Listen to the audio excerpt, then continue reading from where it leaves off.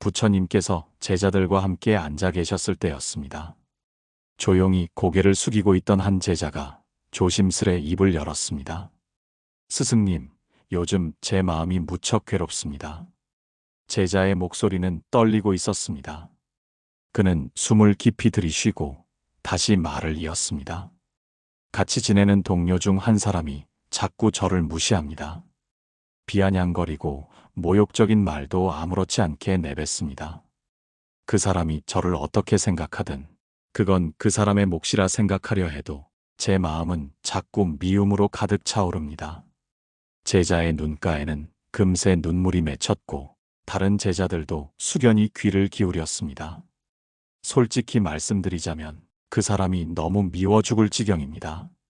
머릿속엔 온통 그 사람을 향한 분노와 증오뿐입니다. 도무지 마음이 가라앉지를 않습니다. 이런 제가 너무 싫습니다. 어떻게 해야 이 마음을 다스릴 수 있을까요? 부처님께서는 조용히 제자의 얼굴을 바라보셨습니다. 그리고 나직한 목소리로 말씀하셨습니다. 미움은 또 다른 미움을 불러온다. 그 마음은 너를 집어삼킬 것이고 결국 너 자신까지 다치게 할 것이다. 죽도록 밉다는 감정은 사실 너의 마음속에서 피어난 불꽃이다. 그 불을 계속 지켜보면 결국 내 안이 타들어가고 말 것이다. 제자는 고개를 끄덕였습니다. 그는 자신이 미워하는 사람보다 그 미움에 사로잡힌 자기 자신이 더 괴로웠던 것입니다. 부처님은 제자의 어깨에 손을 얹고 다시 말씀하셨습니다. 미움을 지닌 자는 그 미움으로 인해 스스로를 가둔다. 그 감정에서 벗어나는 길은 그 사람을 받아들이고 용서하는 것이 아니라 스스로를 풀어주는 것이다. 세상 모든 인연은 시절 인연이다. 인연은 흘러가는 강물처럼 늘 변하고 머물지 않고 지나가는 것이다. 지나가는 바람 앞에 너의 마음을 세우지 말아라. 이 말을 들은 제자는 조용히 눈을 감았습니다. 그리고는 긴 숨을 내쉬며 고개를 끄덕였습니다. 죽도록 미운 마음. 그것은 타인을 향한 감정 같지만 사실은 스스로의 내면에서 자라난 고통이라는 것을 그는 조금씩 이해해가기 시작한 것이었습니다.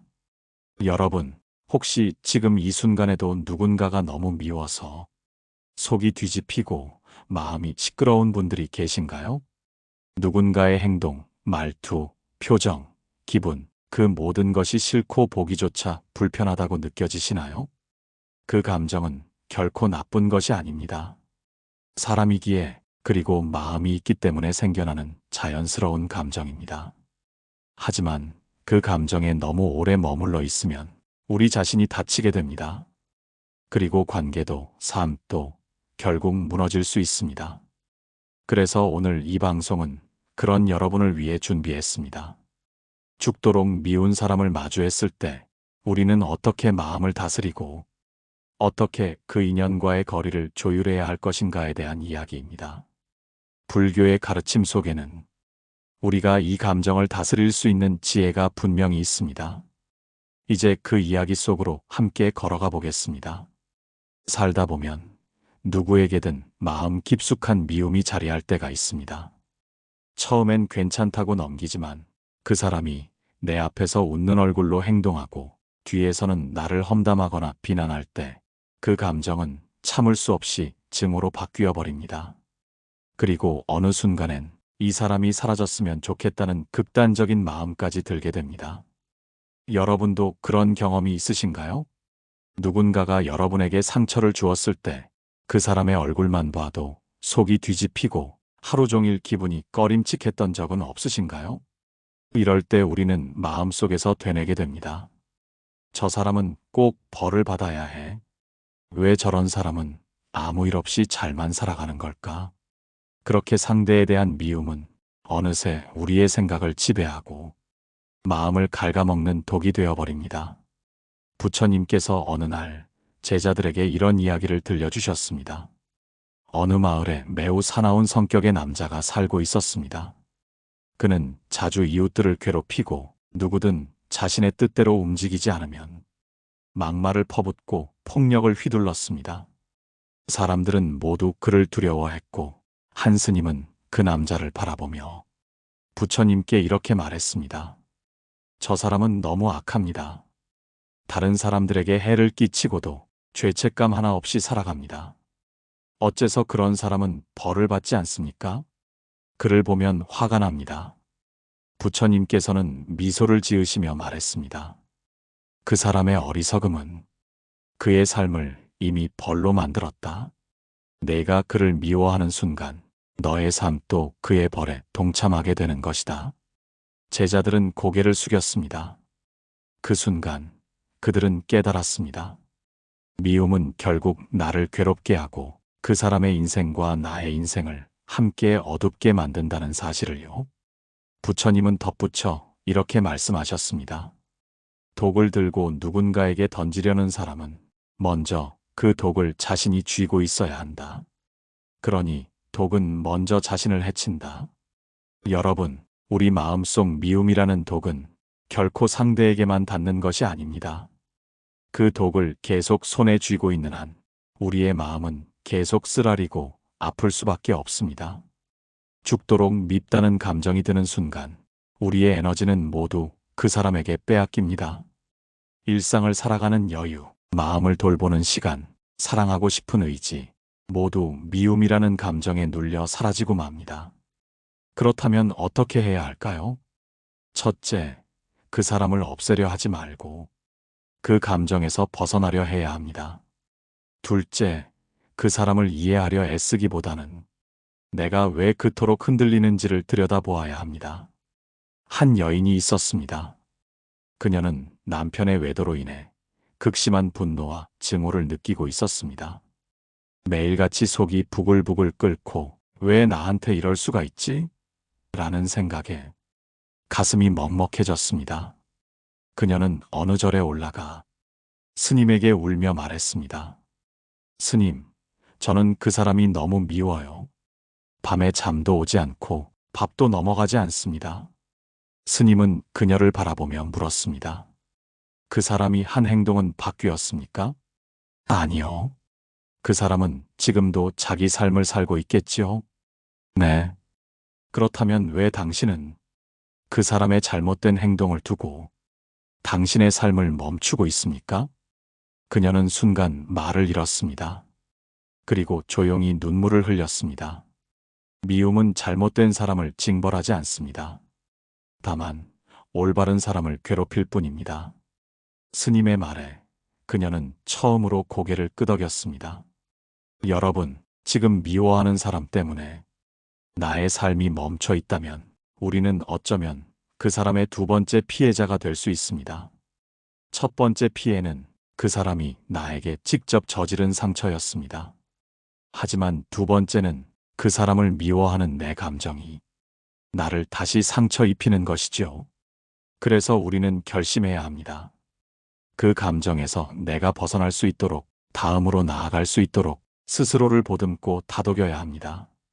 이제 그 미움의 감정을 조금씩 가라앉히고 내 삶을 온전히 지킬 수 있는 실천적 방법들에 대해 함께 이야기 나누어 보겠습니다.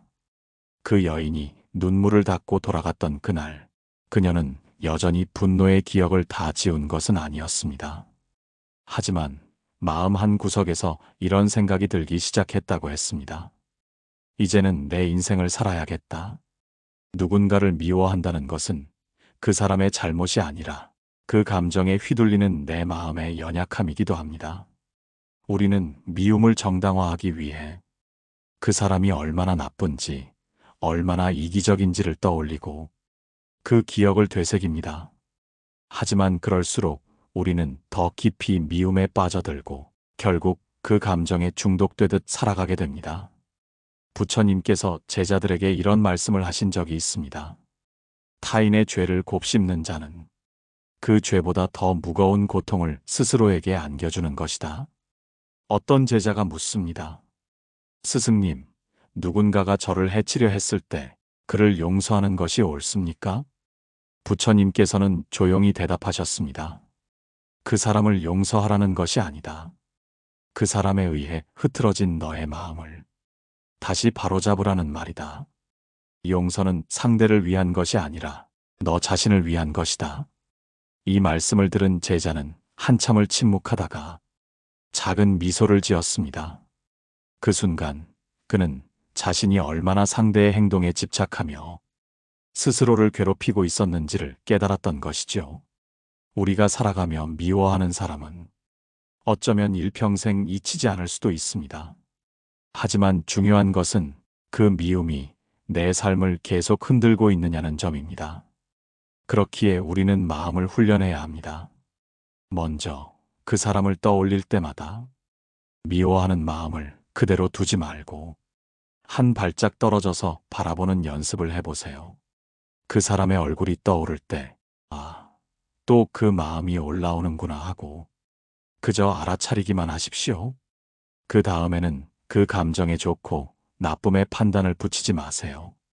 그냥 있는 그대로 내 마음에서 이런 반응이 일어나고 있구나. 그것을 그대로 바라보는 것만으로도 마음은 조금씩 차분해집니다. 그리고 무엇보다 중요한 것이 있습니다. 그 사람을 떠올릴 때 그 사람의 행동을 나의 책임으로 착각하지 않는 것입니다. 상대가 잘못된 행동을 했다고 해서 그것이 내가 못나서 벌어진 일이라고 느끼는 분들이 많습니다. 그런 생각은 결국 자신을 낮추고 더 큰 상처를 만들 뿐입니다. 그는 그의 삶을 살고 나는 나의 삶을 살아야 합니다. 그는 그의 인연 속에서 그렇게 행동했고 나는 내 인연 속에서 상처를 받았지만 이제는 그 상처로부터 벗어나 내 삶의 주인이 되어야 합니다. 어느 날 한 제자가 부처님께 여쭈었습니다. 스승님, 저는 자주 분노에 휩싸입니다. 누군가가 저를 얕보거나 무시하면 마음속에서 분노가 치밀어 올라옵니다. 그 감정이 저를 이끌고 가는 것 같습니다. 부처님께서는 조용히 연못을 가리키셨습니다. 그리고 말씀하셨습니다. 저 연못을 보아라. 물이 맑을 때는 그 안에 무엇이 있는지 보인다. 하지만 누군가 돌을 던지면 물은 흐려지고 바닥이 보이지 않는다. 너의 분노도 그러하다. 그 분노가 일어날 때 너는 앞이 보이지 않게 된다. 이 말에 제자는 고개를 끄덕이며 그렇다면 어떻게 해야 물을 맑게 할 수 있습니까? 하고 물었습니다. 부처님께서 대답하셨습니다. 그저 가만히 두어라. 물이 다시 고요해지도록 시간을 주어야 한다. 여러분, 우리 마음도 그렇습니다. 미움이 올라오고 증오가 일어날 때 그 감정에 붙잡혀 행동하지 말고 그저 멈춰서서 내 마음이 다시 고요해지도록 시간을 주세요. 그 시간은 상대에게 주는 시간이 아니라 오롯이 나를 위한 시간입니다. 이제 다음 이야기에서는 그 감정을 어떻게 풀어내고 나 자신에게 따뜻함을 되찾을 수 있는지를 한 걸음 더 들어가 보겠습니다. 그 여인은 부처님의 가르침대로 마음을 들여다보는 연습을 계속했습니다. 처음에는 하루에도 몇 번씩 그 사람에 대한 분노와 억울함이 올라왔습니다. 어떻게 나에게 그런 말을 할 수 있지? 어떻게 저렇게도 뻔뻔할 수 있지? 이런 생각이 고개를 들면 그녀는 마음속으로 이렇게 되뇌었습니다. 내가 지금 화를 내고 있구나. 내가 지금 또 과거에 사로잡히고 있구나. 그녀는 화를 억지로 참지 않았습니다. 그저 알아차렸습니다. 내가 또 이 감정에 휘둘리고 있구나. 그렇게 하루하루 연습했습니다. 그녀의 마음 속에 작은 변화가 일어나기 시작한 것은 그런 훈련이 한참 이어지고 나서였습니다. 분노가 올라오는 속도가 느려졌습니다. 그리고 화가 나도 그 감정이 금방 사라지기 시작했습니다. 그녀는 자신에게 물었습니다. 내가 정말 이 사람을 미워하는 것일까? 아니면 이 사람이 준 상처를 내가 스스로 키워온 걸까? 부처님께서는 이런 말씀을 하신 적이 있습니다. 불을 붙들고 있으면 타는 것은 나의 손이다. 화를 쥐고 있으면 상처받는 것은 나의 마음이다. 미움은 상대를 파괴하는 것이 아닙니다. 오히려 나를 갉아먹고 나를 망가뜨립니다. 그 감정에 붙잡힌 사람은 세상이 좁아지고 사람을 있는 그대로 보지 못합니다. 그래서 부처님께서는 자비를 말씀하셨습니다. 자비는 약자가 강자에게 베푸는 것이 아니다. 자비는 마음을 지키는 자가 자신을 위해 선택하는 길이다. 여러분, 우리는 살면서 누군가를 진심으로 미워할 수 있습니다. 하지만 그 미움이 여러분의 삶을 삼켜버리면 결국 나에게도 소중한 것들을 잃게 됩니다. 그 여인도 깨달았습니다. 그 사람에게 분노를 품고 있는 동안 자신은 다른 좋은 인연들을 돌아보지 못했다는 사실을, 자신을 아끼고 응원해주는 사람들에게 늘 날이 서 있었고 그 따뜻한 인연들을 미움의 그림자 속에 밀어두고 살았던 겁니다. 그제야 그녀는 진짜 중요한 것이 무엇인지 마음을 열어보기 시작했습니다. 여러분께 질문을 하나 드릴게요. 지금 여러분 마음에 계속 떠오르는 얼굴이 있습니까? 생각만 해도 속이 끓고 잠이 안 올 만큼 마음이 불편한 사람이 있습니까? 그렇다면 그 감정을 부정하지 마시고 한번 앉아서 마음속에 그 얼굴을 떠올려 보세요. 그리고 그 사람에게 마음속으로 이렇게 말해보세요.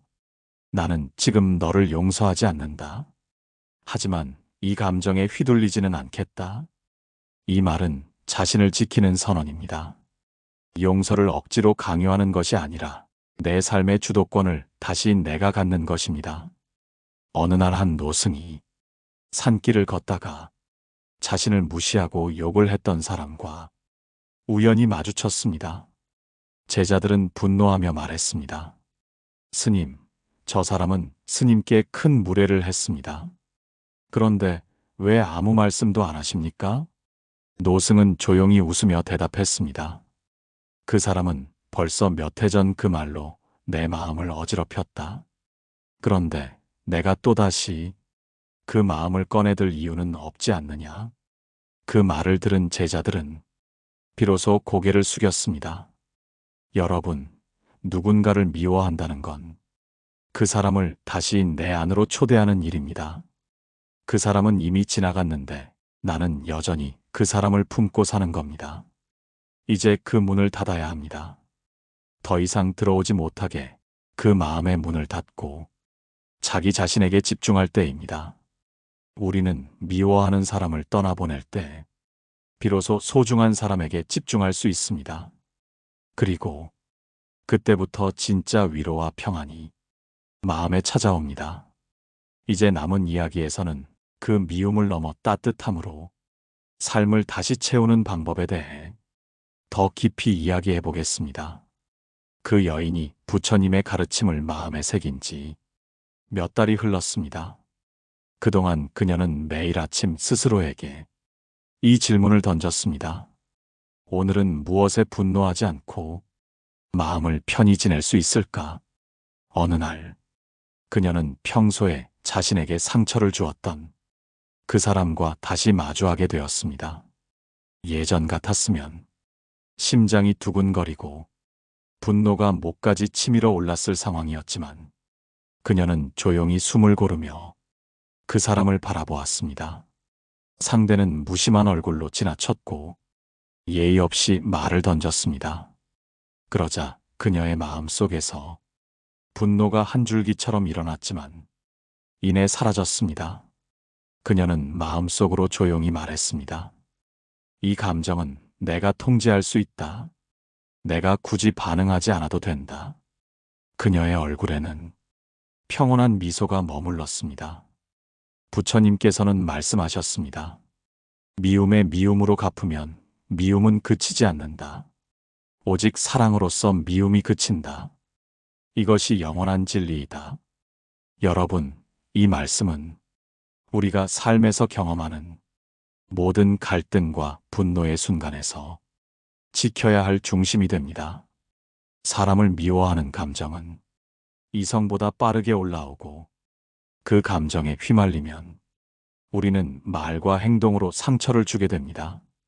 하지만 그 상처는 결국 나에게도 되돌아옵니다. 그러니 이제는 다르게 해보십시오. 첫째, 그 사람을 마주치더라도 더 이상 감정을 쏟지 말고 그저 지나가는 바람처럼 대하십시오. 둘째, 그 사람에게 기대했던 사과나 후회를 내려놓고 내가 나를 위로해 주기로 하십시오. 셋째, 그 사람이 내게 가르쳐 준 것은 고통이 아니라 내가 내 감정을 어떻게 다스리는가에 대한 깨달음이었다고 생각해 보십시오. 한 제자가 부처님께 물었습니다. 스승님, 저를 조롱하고 비난하는 사람이 늘 저를 괴롭힙니다.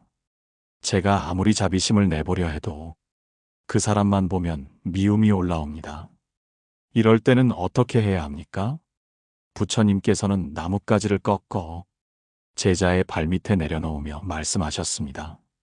이 가지를 짚고 다니며 어디를 가든 간직해 보아라. 하루가 지나고 이틀이 지나고 일주일이 지나면 그 가지는 썩고 무거워져 너의 손을 짓누를 것이다. 그때가 되면 스스로 그것을 버릴 때를 알게 되리라. 그 미움과 분노가 우리 삶에 얼마나 큰 무게가 되는지를 이 가르침을 통해 보여주신 것입니다. 여러분, 용서는 결코 약자의 선택이 아닙니다. 진정한 용서는 자신을 보호하고 자신의 마음을 맑히는 데에 있습니다. 우리가 미움을 놓을 수 있을 때 그 자리에 따뜻한 자비가 들어올 수 있습니다. 혹시 지금 누군가 때문에 지속적으로 마음이 괴롭고 삶이 흐릿해진 분이 계신다면 자신에게 이런 말을 건네보세요. 나는 오늘부터 나를 괴롭히는 그 사람보다 나를 더 사랑하겠다. 나를 상하게 하는 기억을 더 이상 내 마음에 머물게 두지 않겠다.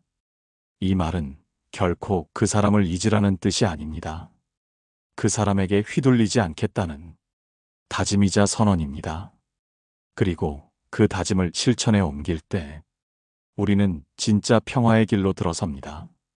이제 그 여인은 예전의 분노로 가득했던 시절을 돌아보며 이런 고백을 합니다. 그 사람이 여전히 나를 좋아하지 않더라도 나는 그 사람을 증오하지 않는다. 그 사람이 내게 따뜻하지 않더라도 나는 내 마음을 지킬 수 있다. 그리고 이 평온함은 누구도 빼앗아갈 수 없는 내 삶의 선물이다. 이제 우리도 그 선물을 스스로에게 주어야 할 때입니다. 그 미움의 무게를 내려놓고 가벼운 마음으로 자신의 길을 걸어가 보십시오.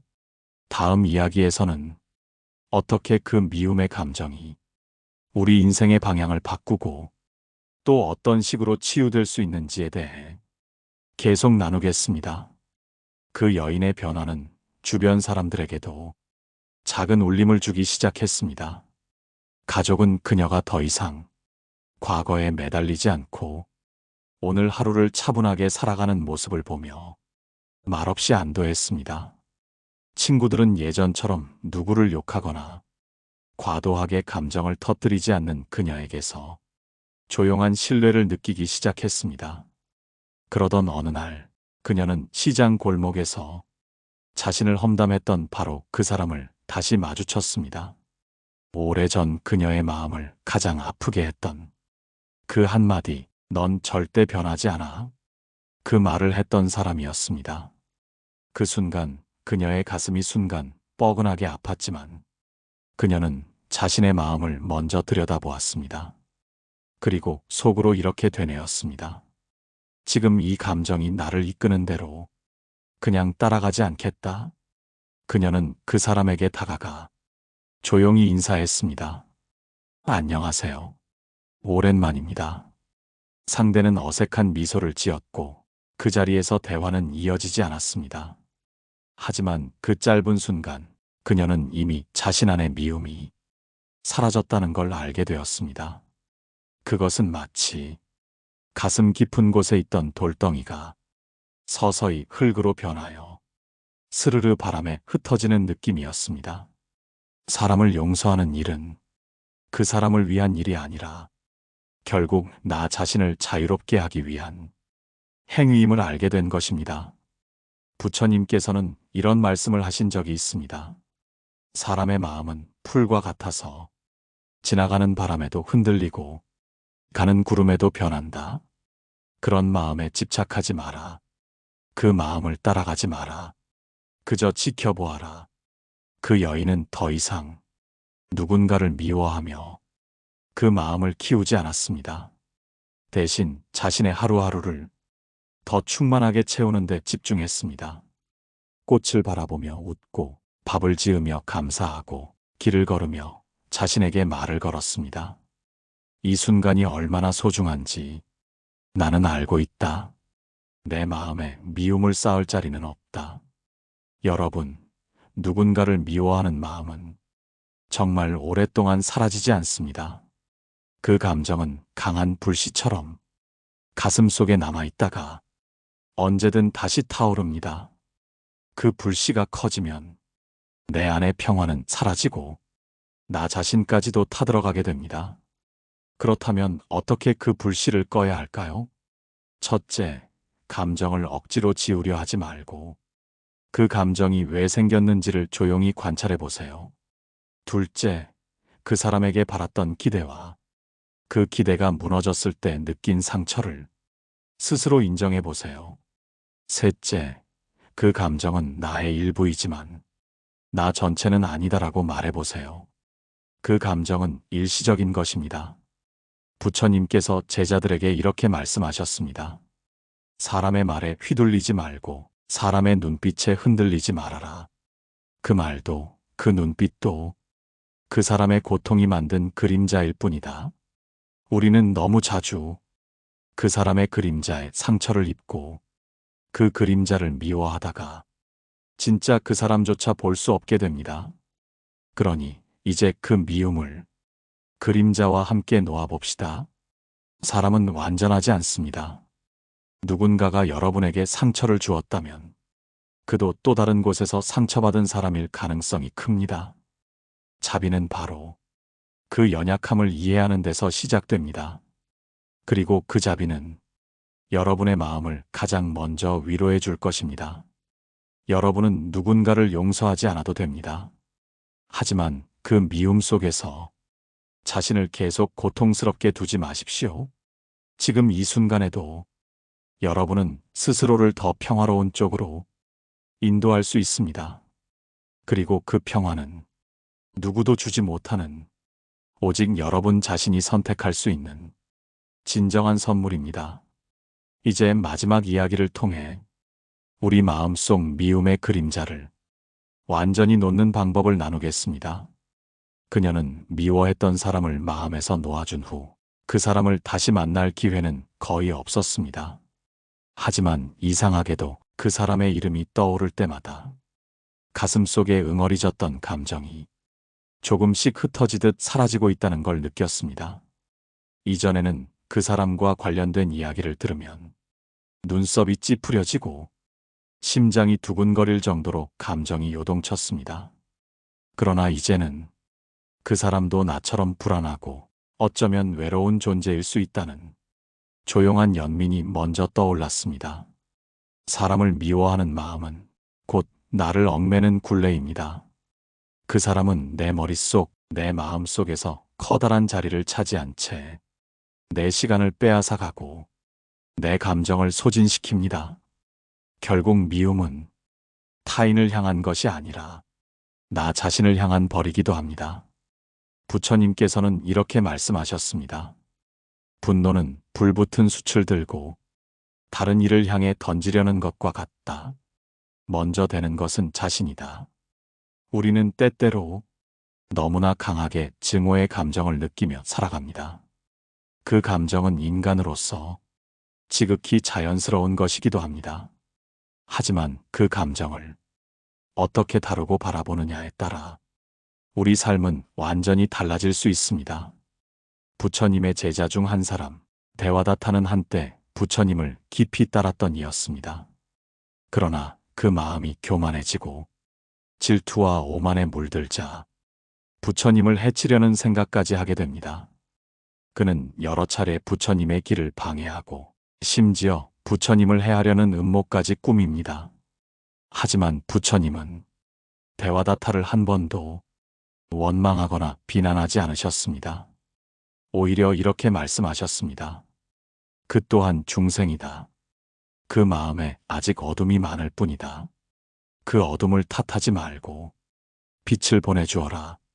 그분의 이 말씀이 오늘의 우리에게 큰 울림을 줍니다. 미움이 가득한 사람을 바라볼 때 그 사람의 어둠을 함께 바라보는 대신 그 안에 있는 외로움, 두려움, 결핍을 보려 한다면 우리의 마음은 덜 요동치게 됩니다. 한 여성은 오랫동안 시어머니에게 심한 말을 듣고 무시당하면서도 그 미움을 가슴에 묻고 살아야 했습니다. 그러다 어느 날 사찰에서 명상 중 이런 기도를 하게 되었습니다. 제가 받은 고통보다 그분의 마음속 고통이 더 컸다면 이제는 그 고리를 끊게 해주세요. 그 고통을 제가 더 이상 이어받지 않게 해주세요. 이 기도는 자기 자신을 위한 기도였습니다.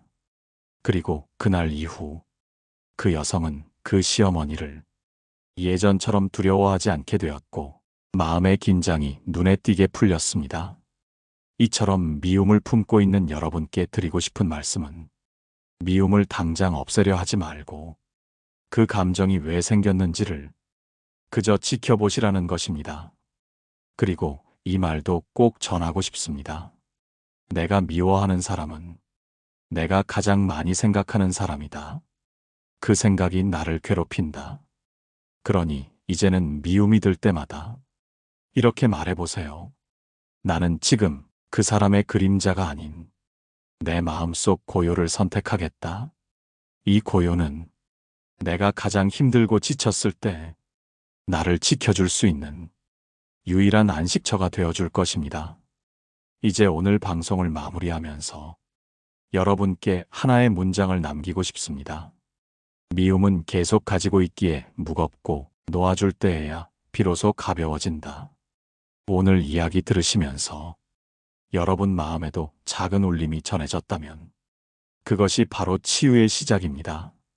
방송을 듣고 떠오른 감정 혹은 마음속 깊은 이야기 댓글로 함께 나눠주시면 감사하겠습니다. 구독과 좋아요는 이런 이야기들이 더 많은 이들에게 전해지는데 큰 힘이 됩니다. 다음 방송에서는 사람과의 인연에서 기대라는 감정이 우리를 어떻게 힘들게 하고 어떻게 내려놓으면 평온해지는지를 함께 나눠보겠습니다. 여러분의 하루가 지금 이 순간부터 조금 더 가벼워지기를 마음 모아 바랍니다. 고요한 울림이었습니다.